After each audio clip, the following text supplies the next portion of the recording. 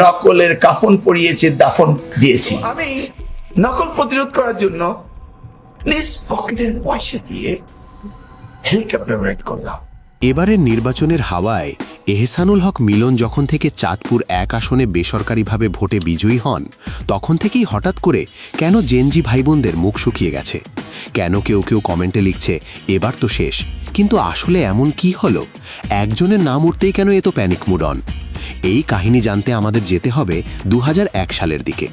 তখন পাবলিক পরীক্ষা মানে ছিল একটু আলাদা সিন। পরীক্ষার কেন্দ্রের বাইরে বইয়ের চেয়ে নকলের চাহিদা ছিল বেশি।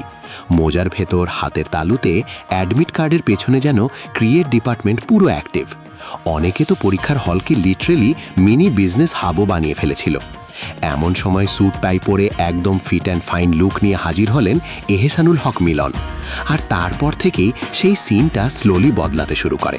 শুধু অফিসে বসে হুকুম না রে ভাই, লিটারালি মানুষটা হেলিকপ্টার নিয়ে পুরো বাংলাদেশের পরীক্ষার কেন্দ্র চষে বেরিয়েছে। হাতে নাতে নকল ধরা থেকে শুরু করে সেন্টার পরিদর্শন, স্ট্রিক্ট চেকিং, সব মিলিয়ে একেবারে জিরো টলারেন্স মোড। তখনকার স্টুডেন্টরা তো এখনও মজা করে বলে উনি থাকাকালীন সময় পাশ করলে সেটা ছিল রিয়েল অ্যাচিভমেন্ট, আর ফলাফল পাশের হার নেমে এসেছিল প্রায় 40%।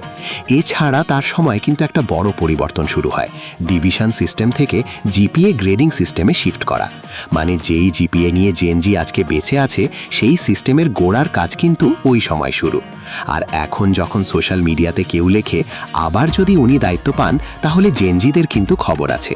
পুরো ব্যাপারটাই যেন হয়ে গেছে nostalgia versus new generation battle. পুরনো ব্যাচরা তো বলছে আমরা তো পড়েই পাশ করেছি, কিন্তু ভাই আসল সত্যি এইটাই, বাস্তবে কিন্তু এখনও কিচ্ছু হয়নি। শুধু একটা নাম, আর সেই নামের সাথে জড়িয়ে থাকা পুরনো করা সময়ের স্মৃতি। এই দুটো মিলিয়ে তৈরি হয়েছে আজকের এই অনলাইন প্যানিক। শেষ পর্যন্ত একটা প্রশ্ন থেকে যায়, স্ট্রিক্ট সিস্টেম কি আসলেই খারাপ? বারবার কেন আমাদের এডুকেশন সিস্টেম নিয়ে প্রশ্ন ওঠে? কেন জব সেক্টর থেকে শোনা যায় কোয়ালিটি ক্যান্ডিডেট পাচ্ছি না? তাহলে গ্যাপটা কোথায়? বইয়ে, সিস্টেমে, নাকি আমাদের স্কিলে? হয়তো আসল পরিবর্তনটা শুধু নিয়ম করা করলে হবে না, দরকার skill based learning, real practice and accountability.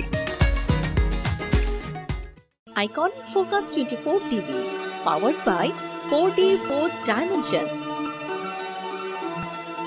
আমাদের চ্যানেলটি সাবস্ক্রাইব করে আমাদের সাথে থাকুন।